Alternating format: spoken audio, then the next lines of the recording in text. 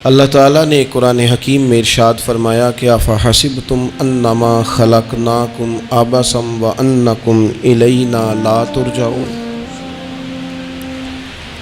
فرمایا کیا تم یہ گمان کرتے ہو کہ ہم نے تمہیں بیکار پیدا کیا ہے، اور کیا تم یہ سمجھتے ہو کہ تمہیں پلٹ کر ہماری طرف نہیں آنا؟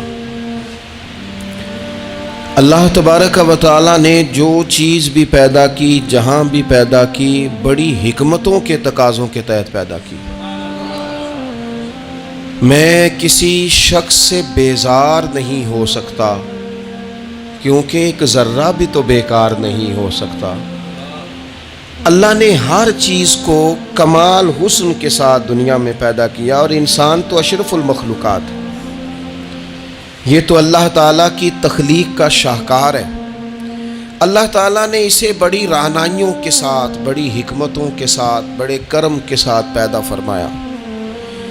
اس کو اللہ تعالیٰ نے سمجھنے کی، بات کرنے کی، اپنا ما فی الضمیر کہہ دینے کی صلاحیت عطا فرمائی۔ مالک نے اسے عقل، شعور دیا، اور جو بڑی طاقتور مخلوق نظر آتی ہیں ان کو اللہ تعالیٰ نے انسان کے قبضے میں دے دیا۔ کتنا بڑا ہاتھی ہوتا ہے لیکن ایک چھوٹا سا بچہ اسے لیے پھرتا ہے۔ کتنا بڑا اونٹ ہے، کتنی طاقت رکھتا ہے، لیکن ایک چھوٹا سا بچہ اس کے ناک میں نکیل ڈالتا ہے اور اسے لے کے گھومتا ہے۔ اللہ تبارک و تعالیٰ نے اسے اشرف المخلوقات بنایا ہے۔ اتنے بڑے جہاز ایک انسان کے قبضے میں دے دیے ہیں۔ وہ جب چاہتا ہے جہاز اڑتا ہے، جب چاہتا ہے اسے زمین پہ اتار لیتا ہے۔ اللہ کی دی ہوئی طاقت سے ملکوں کو سر کرنا، بڑی بڑی ٹیکنالوجی کو ایجاد کرنا خدا نے اپنی توفیق سے اسے عطا کیا۔ اور پھر اگر وہ مسلمان ہے، پھر اگر وہ حضور کا غلام ہے، تو پھر تو فرمایا کنتم خیر امت اخرجت للناس، انسان ساری مخلوق میں افضل ہیں، اور میرے محبوب کا کلمہ پڑھنے والے سارے انسانوں میں سب سے افضل ہیں۔ ان کو اللہ نے اور زیادہ فضیلتوں سے، برکتوں سے مالا مال کیا۔ یہ وہ مخلوق ہے، یہ وہ لوگ ہیں، یہ وہ امت ہے کہ جو صرف ارادہ کرتی ہے نیکی کا، کرتی نہیں، ارادہ کرتی ہے تو اللہ نیکی کرنے کا اجر عطا فرما بھی دیتا ہے۔ یہ ابھی پلان کرتی ہے کہ میں یہ کام کروں گا تو رب اس کا ثواب شروع بھی فرما دیتا ہے، لیکن پتہ نہیں کیا ہو گیا ہے لوگوں کو، نیکی کے ارادے کرنے ہی چھوڑتے جا رہے ہیں، نیکی کی منصوبہ بندی کرنی ہی چھوڑ دی ہے، خیر کے لیے پلان کرنا ہی چھوڑ دیا ہے۔ بہت سارا وقت بیکار گزرتا ہے، بہت سارا وقت چوراہے پہ گزر گیا، بہت سارا وقت گپوں میں گزر گیا، عمرے دراز مانگ کے لائے تھے 4 دن، 2 آرزو میں کٹ گئے، 2 انتظار میں۔ ایک ڈھیر سارا طبقہ ہے جس سے پوچھتے ہیں کیا کر رہے ہو، وہ کہتے ہیں بس کچھ بھی نہیں، ٹائم پاس کر رہا ہوں۔ تو میں کہتا ہوں یار اتنا فالتو ٹائم کہاں سے آیا جسے پاس کرنا پڑا؟ میں بور ہو رہا ہوں تو میں کہتا ہوں بور ہونے کے لیے وقت کہاں سے لیا آپ نے؟ آپ تو مسلمان ہیں، آپ کا تو وقت شریعت نے بڑا قیمتی کر دیا ہے۔ آپ تو 1 منٹ میں 3 بار سورہ اخلاص پڑھ سکتے ہیں۔ آپ کو تو ذرا سا وقت ملے تو آپ جا کے 2 رکعت نماز کی نیت باندھ سکتے ہیں۔ آپ کو تو تھوڑا سا وقت ملے تو آپ کے تو نبی پاک علیہ السلام نے یہاں تک ہماری تربیت کر دی، ہمارے حضور فرمانے لگے تم کانٹا اٹھا سکتے ہو نا گلی سے، تو وہی اٹھا دینا، اس پر بھی رب صدقے کا ثواب عطا کرے گا۔ تو یہاں تو کانٹوں سے بھری ہوئی گلیاں ہیں۔ میرے نبی پاک نے تو فرمایا تھا کسی مومن کو بس خوش کر دینا، وہ چاہے لمحے کے لیے ہی ہو، اس کے دل میں راحت ڈال دینا، اسے تسلی دے دینا، روتے ہوئے آنکھ آنسو پونچھ دینا، اس کو کہہ دینا میں تیرے ساتھ ہوں۔ فرمایا مومن کے دل میں تم نے خوشی داخل کر دی تو 60 سال نفل پڑھنے سے اللہ تمہیں زیادہ ثواب عطا کر دے گا۔ تو یہ فارغ بیٹھنے کا وقت کہاں سے آیا؟ یہ بور ہونے کا ٹائم کہاں سے آیا؟ ہم نے اپنے آپ کو بیکار کر لیا ہے، رب نے نہیں بیکار پیدا کیا، ہم نے بیکار کر لیا، ہم نے اپنے آپ کو زنگ لگا لیا۔ ملت کا وہ جوان جس کو چاہیے تھا کہ وہ خاندان کے 20، 50، 60 لوگوں کو لے کر چلتا، کفالت کرتا، نمائندگی کرتا، آگے بڑھ کے کہتا میں ہوں نا، گھبرانا نہ، وہ نوجوان خود دکھ سناتا ہے رو رو کے، وہ مجبوریاں سناتا ہے، وہ کچی کچی باتیں کرتا ہے، وہ کہتا ہے مجھے کالا جادو ہو گیا ہے، وہ کہتا ہے فلانے کی نظر لگ گئی ہے، وہ کہتا ہے چچا نے آگے نہیں جانے دیا، وہ کہتا ہے میں ابا جی نے صحیح تقسیم نہیں کی تو میں پیچھے رہ گیا. اتنی کمزور بات کرے گا. اور وہ مسلمان اپنی صلاحیت کو پہچانے. حضرت سعدی شیرازی کے پاس ایک شخص نے بیٹھ کے اپنے دوستوں کی غلطیاں گنوانی شروع کر دی. ان میں یہ بھی غلطی ہے، یہ بھی غلطی ہے، یہ بھی غلطی ہے، یہ بھی غلطی ہے، یہ بھی غلطی ہے. تو حضرت سعدی ہنس پڑے، فرمانے لگے اور یاد رکھ تیرے سجن بڑے ہی برے ہیں، پر پانی بڑا بھی گندا ہو نا تو آگ بجھانے کے کام پھر بھی آ جایا کرتا ہے. کوئی تو خوبی ان میں تلاش کر لینا. پانی بڑا بھی گدلا ہو تو آگ تو بجھاتا ہے کہ نہیں بجھاتا. ہمارا یہ مزاج بن گیا ہے کہ ہم اپنی صلاحیتوں سے کام ہی نہیں لیتے. ہمیں پتہ ہی نہیں ہم کیا کر سکتے ہیں. میرے رسول پاک صلی اللہ علیہ وسلم کا کمال یہ ہے کہ حضور نہ انسان کی صلاحیتیں اجاگر کر دیتے، محبوب اجاگر کر دیتے، حضور اندر جذبہ پیدا کر دیتے. اس طرح کا وہ اقبال کہتے ہیں کہ تمہارا وقت کا امام وہ نہیں ہوتا جو تمہیں کہے حالات بڑے خراب ہیں، اس قوم کا کچھ بھی نہیں ہو سکتا، اس ملک کا کچھ بھی نہیں ہو سکتا، فلانا ادارہ بھی خراب ہو گیا، فلانا بندہ بھی کرپٹ ہو گیا، فلانا بھی دنیا دار ہو گیا، پیر بھی خراب ہو گئے، مولوی بھی خراب ہو گئے، سیاستدان بھی خراب ہو گئے، اور بیوروکریٹس بھی خراب ہو گئے، اور تاجر بھی خراب ہو گئے، اور فلانی برادری یہ ظلم کرتی، فلانا قبیلہ یہ ظلم کرتا ہے، فلانے شہر کے لوگ. اسی چکر میں صرف مایوسیاں پھیلانی ہیں، کبھی خیر کی بات ہی نہیں کرنی.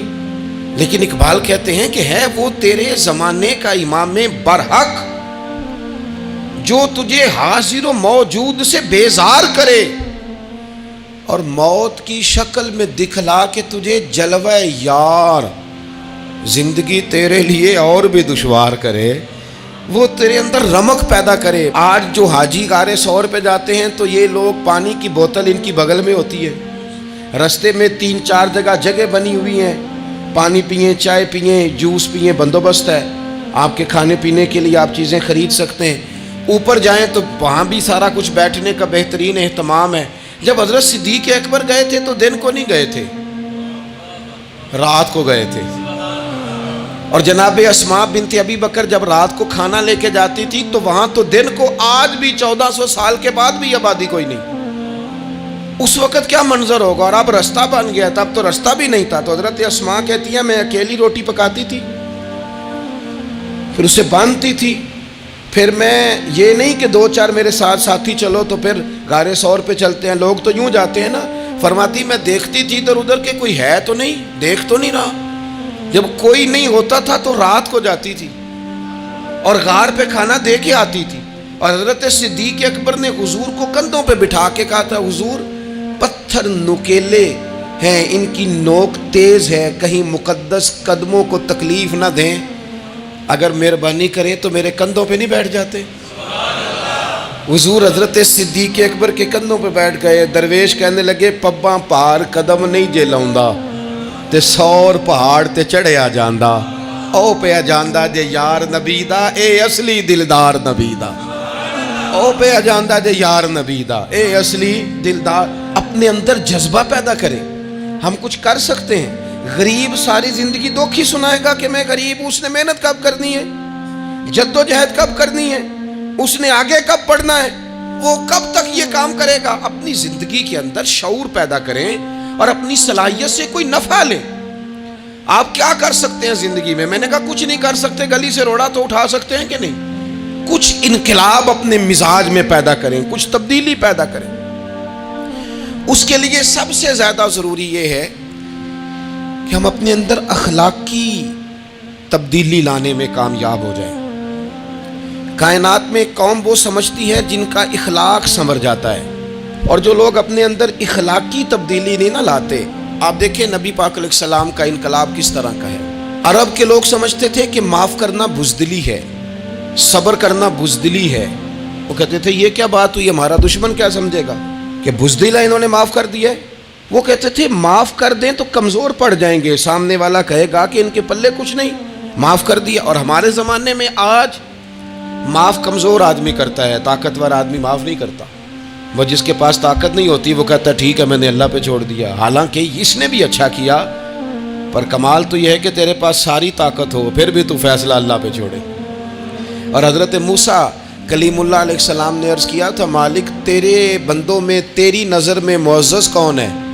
تو رب کریم نے فرمایا میرے کلیم جس کے پاس بدلہ لینے کی طاقت ہو پھر بھی معاف کر دے وہ رب کی نظر میں بڑی عزت والا ہے۔ عرب کے لوگ سمجھتے تھے یہ بزدلی ہے کہ میں معاف کر دوں، لیکن حضور نے ان کو اخلاقی طور پہ بدل دیا، اور نبی پاک نے فرمایا معاف کرنا بزدلی نہیں، یہ تو اعلیٰ ظرفی ہے۔ تو پھر کس طرح بھلا معافی ان کو ہوئی؟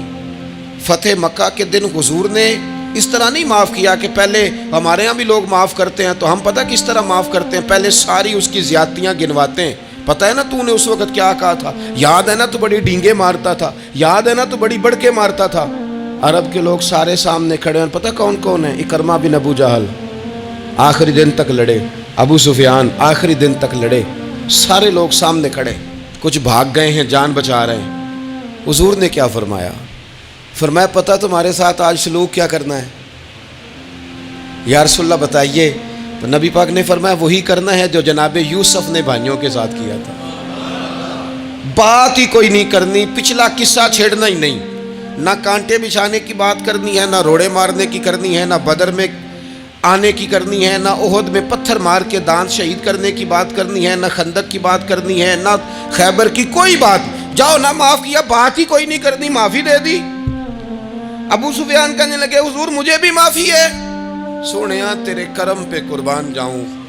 میرے کریم فرمانے لگے تو قبیلے کا سردار ہے، مکہ شریف کے لوگ تجھے بڑا سمجھتے ہیں، دیکھ حضور معاف بھی کرتے ہیں اور عزت بھی دیتے ہیں۔ فرمایا جا میں نے تجھے معاف کیا، اور جو تیری حویلی میں آ کے پناہ لے لے گا میں اسے بھی معاف کر دوں گا، اسے بھی معافی مل جائے گی جو تیرے گھر آ جائے گا۔ اب تبدیلی آ گئی، وہ جو اندر کفر تھا وہ ٹوٹ گیا، انقلاب آ گیا۔ یہی ابو سفیان جو کل تک مخالفت میں لڑتے تھے پھر یہ حضور کے ساتھ جنگوں میں جاتے، اور اس طرح جاتے کہ حضور گھوڑے پہ بیٹھے اور جناب ابو سفیان نے گھوڑے کی لگام تھامی ہے، ہر میدان میں گئے، ہر جگہ خدمت کی۔ اکرمہ بن ابو جہل کا پتر ہے، کوئی کسر نہیں چھوڑی اس نے، حد کر دی، ہر جگہ لڑا، ہر مقام پہ۔ لیکن فتح مکہ کے موقع پر یہ بھاگ گیا تھا، جان بچا کے چھپ گیا۔ اس کی بیوی آئی، آ کہنے لگی سونیا میرے چھوٹے چھوٹے بچے ہیں، مجھے پتہ چلا ہے کہ میرے شوہر کے لیے آپ نے ڈیتھ وارنٹ جاری کر دیے ہیں کہ جہاں ملے مار دیا جائے، صحابہ نے یہ اعلان کیا ہے، وہ سخت مجرم ہے، اس کے لیے سخت آرڈر جاری کیا گیا ہے۔ تو کریم کیا فرمانے لگے؟ حضور فرمانے لگے تو کیا چاہتی ہے؟ میں کوئی آپ کو قصہ تو نہیں نہ سنا رہا، خدا را مہربانی کریں، تھوڑا سا دل بڑا کریں، تھوڑا سا۔ وہ ساس کہتی ہے جی میں کیویں معاف کر دیاں جی، تانوں پتہ نہیں پیر صاحب میرے اندر زخم کتنے نے، مثلا کیا ہے، گولی مار دی ہے کسی نے کسی کو۔ بہو سے کہیں تو کہتی ہے جی میں معاف کر دوں، اس کو معاف کر دوں، آپ کو بتاؤں اس نے تکلیف کتنی دی۔ مہربانی کرو ایک دوسرے کو معاف کرو، اپنے دل میں گنجائش پیدا کرو۔ اس بندے کی بات ہو رہی ہے جو باپ سے لگا ہوا ہے مخالفت کرنے، ابے نے بھی ظلم کیے، اس نے بھی کیے۔ حضور اس کی بیوی سے کہتے ہیں کیا چاہتی ہے؟ کہنے لگی حضور معاف کر دیں اسے۔ تو نبی پاک صلی اللہ علیہ وسلم نے فرمایا ٹھیک ہے، یہاں تو معافی کا دروازہ تو سب سے زیادہ کھلا ہوا ہے، تو کہتی ہے تو چلو ٹھیک ہے معاف کیا، ہو گئی بات۔ اس نے جا کے جہاں چھپا ہوا تھا اسے کہا اکرمہ حضور نے تجھے معاف کر دیا۔ کہنے لگا کوئی کرنے والی بات کر، وہ معاف کرتے ہیں مجھے پتہ ہے، بڑا کرتے ہیں، پر جو میں نے کیا ہے وہ معافی والا نہیں۔ مجھے معافی ہو سکتی ہے، یہ کیسے ہو سکتا ہے، یہ کیسے ہو گیا، ہو ہی نہیں سکتا۔ اس کی بیوی پھر آئی، کہنے لگی حضور وہ مانتا نہیں، یہ تاریخ صرف میرے رسول کی ہے، یہ سیرت صرف میرے رسول کی ہے، کہ جس کو معاف کیا جا رہا ہے اس کی سمجھ میں بات نہیں آ رہی کہ بھلا مجھے معاف کر دیا ہے۔ حضور کہتے ہیں اچھا تو بتا وہ کیسے مانے گا؟ کہنے لگی حضور اگر کوئی نشانی دے دینا، عرب کے لوگ تلوار دے دیتے تھے، زرہ دے دیتے تھے، پگڑی دے دیتے تھے، چھڑی دے دیتے تھے، یہ دلیل ہوتی تھی کہ فلاں نے نشانی دے دی۔ اگر کوئی مل جائے نا نشانی، محبوبہ اس طرح تو کوئی نہیں کرتا جیسے آپ کرتے ہیں۔ کریم نے اپنے سر سے پگڑی اتاری اور فرمایا میری پگڑی بطور علامت کے نشانی کے لے جا، اسے کہہ دے میں نے معاف کیا۔ اب اکرمہ کو معافی ہو گئی، وہ آ رہے ہیں، یوں اخلاق بدلتے ہیں، وہ آ رہے ہیں۔ یہاں کوئی بڑا آدمی آئے نا تو پہلے اعلان ہوتا ہے فلاں بن فلاں صاحب آ رہے ہیں، اب ان کو دعوت دیتے ہیں، لیکن وہ اعلان چھوٹا کرتا ہے بڑے کے لیے. یہاں انوکھا باب ہے. اکرمہ کلمہ پڑھنے آ رہے ہیں. نبی پاک صحابہ سے کیا فرما رہے ہیں؟ فرمایا وہ کلمہ پڑھنے آ رہا ہے، اطاعت قبول کر کے آ رہا ہے، سر تسلیم خم کر کے آ رہا ہے، اس کے سامنے اس کے باپ کے کسی ظلم کا اظہار نہ کرنا.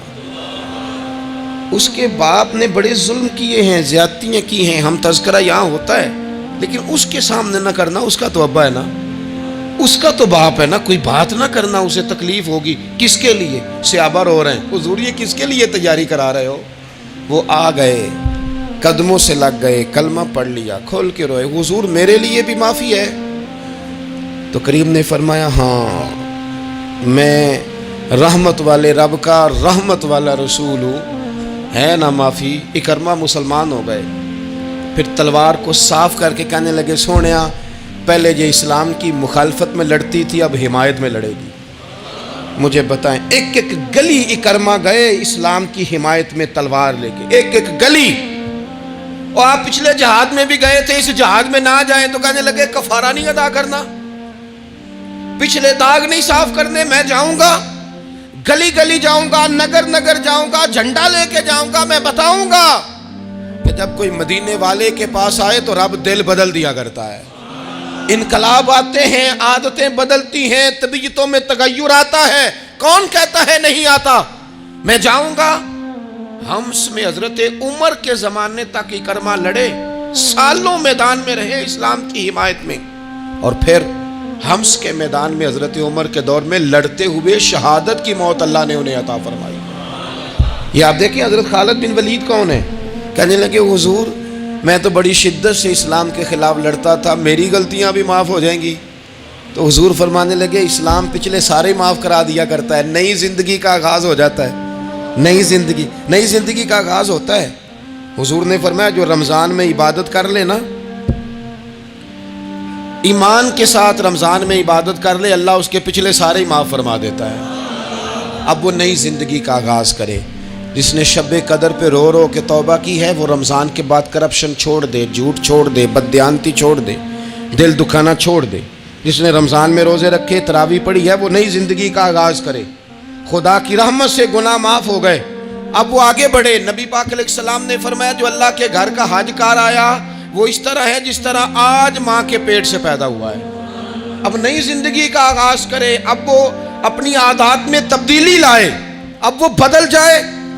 میں کس درد سے یہ بات آپ سے کروں کہ 50 لاکھ مسلمان ہر سال حج کرتا ہے. اگر 25 لاکھ کا کردار بھی ٹھیک ہو جائے تو سال کا 25 لاکھ با کردار مسلمان اگر دنیا کو دیا جائے تو بتائیے امت مسلمہ کا سر کتنا اونچا ہوگا. لیکن ہمارا حال وہی ہے کہ آج بھی کیتی جاندے ہو تے لہو بھی پیتی جاندے ہو، کھو کے مال یتیماں دا تے بھیج مسیتی جاندے ہو، پھٹ دلاں دے سیندے نہیں تے ٹوپیاں سیتی جاندے ہو، نفس تے چھری پھیر دے نہیں دمبے کیتی جاندے ہو، فرض پلائی بیٹھے ہو، نفلاں نیتی جاندے ہو، او دسو تے سی بلے شانو ایک ہی کیتی جاندے ہو. بات وہی ہے کہ کعبے گئے، مدینے گئے، کربلا گئے، جیسے گئے تھے گھوم پھر کے ویسے ہی آ گئے. کچھ تبدیلیاں اپنے مزاج میں لائیں، اپنی عادات میں لائیں. حضرت خالد بن ولید نے کہا حضور سارے گناہ معاف ہو گئے. فرمایا ہو گئے. حضرت خالد بن ولید نے پھر اپنی تلوار تھامی اور جناب خالد بن ولید پھر اس طرح میدانوں میں نکلے کہ نبی پاک نے فرمایا اب یہ خالد نہیں، یہ تو سیف اللہ ہے، یہ تو اللہ کی تلوار بن گیا ہے. اس جذبے سے، شوق سے اپنے مزاج کو تبدیل کر کے اس طرح میدان میں آئے. فرمایا اب یہ اللہ کی تلوار ہے.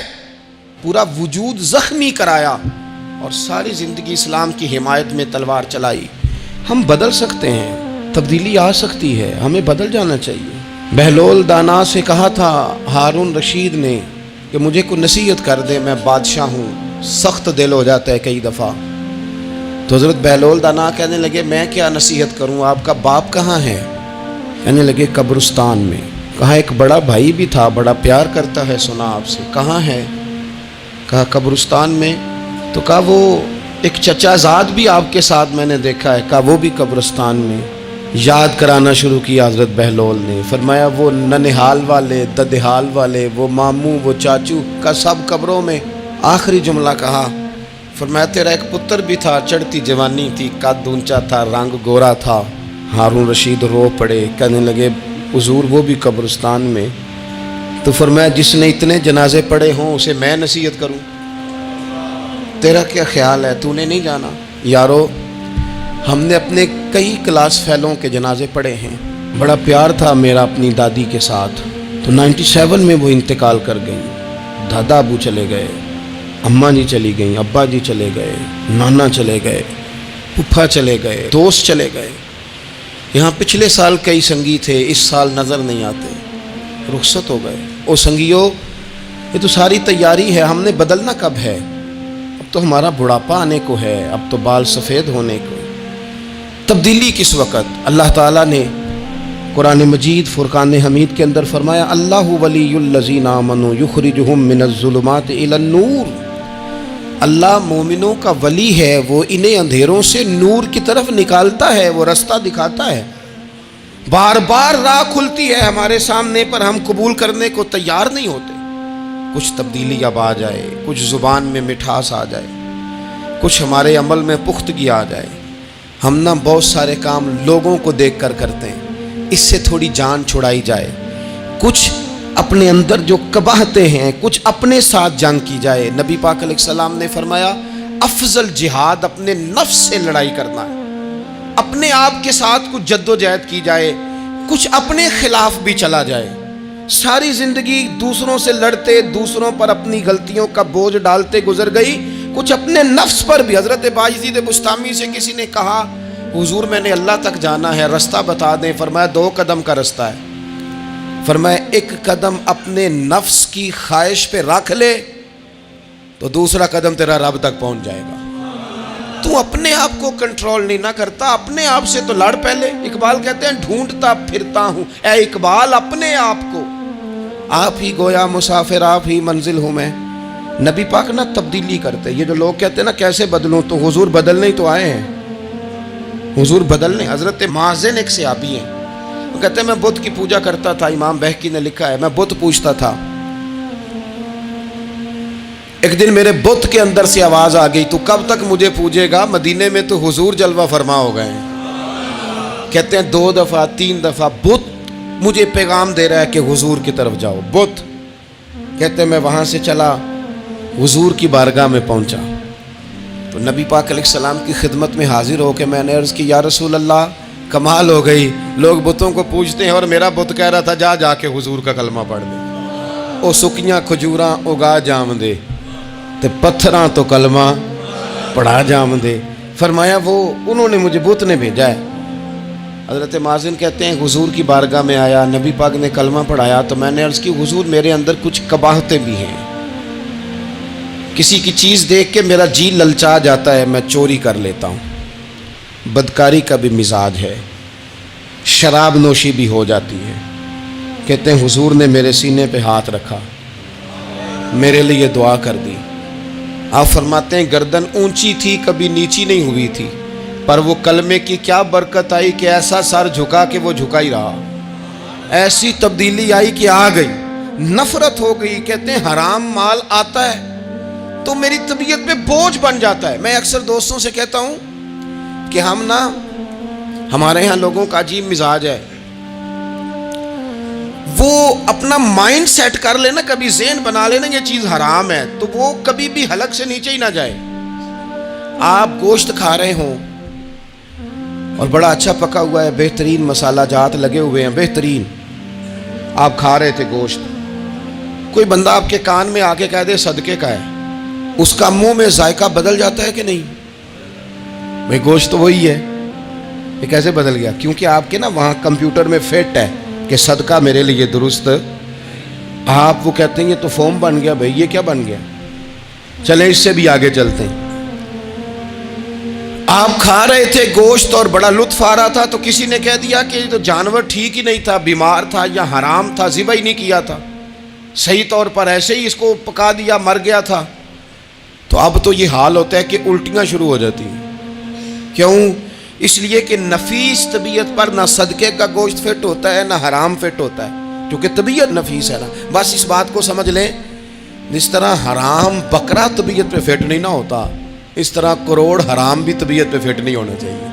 2 کروڑ بھی حرام آ جائے تو فٹ. جس دن 2 کروڑ پر بھی الٹی آنے لگ گئی نا، جس دن حرام جگہ پر قبضہ کرتے بھی کہہ آنے لگ گئی، ذائقہ بدلنے لگ گیا، کمپیوٹر میں فٹ ہو گیا کہ یہ میرے لیے ٹھیک نہیں. لیکن میں اکثر کہتا ہوں لوگوں سے، میں کہتا ہوں ہمارے ہاں بندہ دیکھ کے فتویٰ ہوتا ہے. یہاں کوئی غریب عیسائی ہو نا، ماڑا بیچارہ گلی میں جھاڑو دے کے روٹی کماتا ہے، تو لوگ مسئلہ پوچھتے ہیں، کہتے ہیں مولوی صاحب سائنہ روٹی کھانی جائز ہے؟ تو میں پھر ان لوگوں سے آگے سے پوچھ لیتا ہوں، میں کہتا ہوں یہ بتاؤ امریکہ کا صدر بھی عیسائی ہے، اس کے ساتھ جائز ہے؟ اتنے وزیر مشیر وزراء اعظم ملکوں کے جا کے کھاتے ہیں، کبھی آپ نے مسئلہ پوچھتے دیکھیں؟ وہاں تو جو مولوی مشیر بنے ہوئے وہ بھی بیٹھے ہوتے ہیں بیچ میں، وہ بھی بیٹھے ہوتے ہیں، اب بھی ان سے پوچھو. لیکن ہمارا مزاج یہ بن گیا ہے کہ غریب کے حق میں مسئلہ اور ہے اور امیر کا معاملہ ہے تو معاملہ اور اس سے نکلے. یعنی اگر 5 روپے کسی کے گر جائیں تو وہ واپس کرنے بھی ضروری ہیں، اور 5 کروڑ گر جائیں تو وہ بھی. وہ ہمارے ایک دوست کہا کرتے ہیں کہ ایک صاحب تھے، ان کو نا بڑے قیمتی جوتے کا ایک پیر مل گیا کہیں سے گرا ہوا. انہوں نے وہ قیمتی پاؤں جوتے کا گرا ہوا اٹھایا اور وہ بندہ تلاش کرنے لگے کس کا گرا ہے. دیر تک وہ ڈھونڈتے رہے ایک پاؤں کس کا ہے، تھوڑی دیر کے بعد انہیں دوسرا پاؤں بھی مل گیا. پھر انہوں نے بندہ ڈھونڈنا بند کر دیا. انہوں نے کہا اب دونوں ہو گئے ہیں، اب یہ کام آئے گا، لہذا انہوں نے بند کر دیا. میرے عزیز، یہ تو کوئی طریقہ نہیں ہے نا کہ آپ چیز اگر تھوڑی سی ہے تو اس پر فتویٰ اور ہے، اور اگر زیادہ ہے تو مزاجوں میں جب ہم یہ لے آئیں گے اپنی طبیعت میں، اور کب تک ہم نے اسی طرح رہنا ہے؟ کب ہم نے اپنے وجود سے کام لینا ہے؟ بیکار وقت کب تک گزرنا ہے؟ کتنے رمضان آئے گزر گئے، کتنے عمرے آئے گزر گئے، کتنی ہم نے دیکھا کہ بس بیمار ہو گئے ہیں، ٹھیک ہو جائیں گے تو پھر اس کے بعد ہم نے کوئی نماز نہیں چھوڑنی، لیکن ٹھیک ہوئے تو بھول گئے، نئی سے نئی بات شروع ہو گئی. ہم نے کتنی دفعہ کہا کہ آج کے بعد تبدیلی، لیکن کیوں نہیں تبدیل ہوتے؟ حضرت فضالہ بن عمیر ایک صحابی ہیں، کہتے ہیں میں عورتوں کا معاذ اللہ بڑا رسیہ تھا. ابو جہل نے جب اعلان کیا نا جو حضور کو شہید کرے گا تو اسے 100 سرخ اونٹ دیے جائیں گے، تو کہتے ہیں میں خنجر بغل میں دبا کے نا تو طواف کعبہ کرنے چلا گیا. طواف کعبہ کہتے وہاں جب میں پہنچا تو میں نے دیکھا حضور بھی طواف کر رہے ہیں، تو نبی کریم نے مجھے دیکھتے ہی حضور میرے قریب آئے اور مجھے نہیں بتانا پڑا. حضور فرمانے لگے تیرا نام فضالہ ہے؟ میں نے کہا ہاں. تو محبوب فرمانے لگے کیا باتیں کر رہے ہو اپنے آپ سے؟ کہتے میں دل میں سوچ رہا تھا کہ طواف کرتے میرے قریب سے گزریں گے تو خنجر مار دوں گا. کیا باتیں کر رہے تھے؟ فضالہ کہتے ہیں میں تو جب آیا تھا تو ایک بی بی سے مل کے آیا تھا، میں نے کہا تھا کہ میں آج بڑی رقم لے کے آؤں گا اور معاذ اللہ تیرے پاس رات گزاروں گا. کہتے ہیں میں تو اس سے بات کر کے آیا تھا. تو میں اب حضور سید عالم صلی اللہ علیہ وسلم نے پوچھا تو فضالہ ہے؟ میں نے کہا ہاں. کیا باتیں کر رہے تھے اپنے آپ سے؟ میں نے جھوٹ بولا. میں نے کہا جی وہ تو میں تو ذکر کر رہا تھا اپنے دل میں. کہتے ہیں حضور مسکرائے اور مسکرا کے فرمانے لگے چل چھوڑ، جس کام آیا تھا وہ کرتا کیوں نہیں؟ میں جو تیرے سامنے کھڑا ہوں تو کرنا. خیال آیا مسلمان نیک و بد پہچان جاتے ہیں اور آقا آدمی کے دل کی باتیں جان جاتے ہیں. کرنا وہ کام. تو فضالہ کہتے ہیں کہ میں کانپ گیا، میرے ہاتھ سے وہ خنجر گر گیا. حضور نے میرے سینے پہ ہاتھ پھیرا، اس طرح پھیرا کہ زندگی میں اتنا سکون کبھی نہیں ملا، اتنی ٹھنڈک کبھی نہیں ملی، اتنا قرار کبھی نہیں آیا، اس قدر زیادہ آزمائش کبھی نہیں آئی. میں قرار محسوس کرنے لگا. کہتے ہیں حضور فرمانے لگے کیا وہ وقت نہیں آیا کہ تو کلمہ پڑھ جائے؟ کہتے ہیں میں نے فوراً کہا حضور آ گیا ہے وقت، پڑھائیں مجھے کلمہ. کہتے ہیں نبی پاک نے کلمہ پڑھا دیا، میں مسلمان ہوا. میں واپس لوٹا تو وہی عورت بن سنور کر تیار ہو کر گلی میں کھڑی تھی. عادتیں بدل جاتی ہیں. شرط یہ ہے کہ ہم تھوڑی سی کوشش کریں، شرط یہ ہے کہ ہم اپنے آپ کو اللہ رسول کی بارگاہ میں پیش کریں. اور میرے دوستوں، میرے بزرگوں، ہمیں سب سے زیادہ تکلیف میں ہماری اپنی عادات نے ڈالا ہے، ہماری اپنی خواہشات نفس نے ہمیں زیادہ آزمائشوں میں ڈالا ہے. کہتے ہیں وہ عورت بن سنور کے کھڑی تھی. جب میں واپس لوٹا تو پہلے میں اس کے پیچھے بھاگتا تھا، اب میں اس کے قریب سے گزر گیا تو اس نے آواز دی، تو فضالہ نہیں؟ کہتے ہیں میں چپ کر گیا۔ وہ پھر پیچھے دوڑی، میرا گریبان پکڑ کے، کندھا پکڑ کے ہلایا، تو فضالہ نہیں؟ کہتے میری جھکی ہوئی گردن